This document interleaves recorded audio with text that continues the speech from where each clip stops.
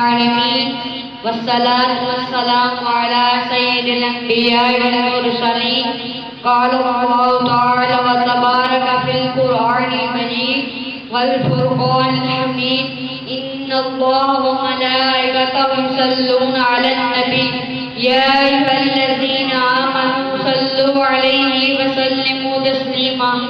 दुरूद पाक पढ़े। अस्सलातु वस्सलामु अलैका या सय्यदी या रसूलल्लाह व अला आलिका व सहाबिका या हबीबल्लाह।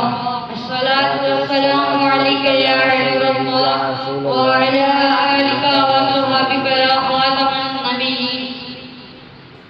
इज्जत और एहतराम के लायक उस्ताद मोहतरम असद इकबाल सालवी और मेरे हमसफर साथियों, अस्सलामु अलैकुम व रहमतुल्लाहि व बरकातुहू।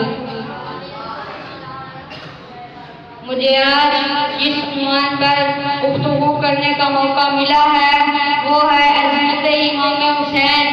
मुअज़्ज़ज़ सामीन, हम समझते हैं कि इमाम हुसैन का जिक्र सिर्फ यकम मुहर्रम को शुरू होता है, सात को पानी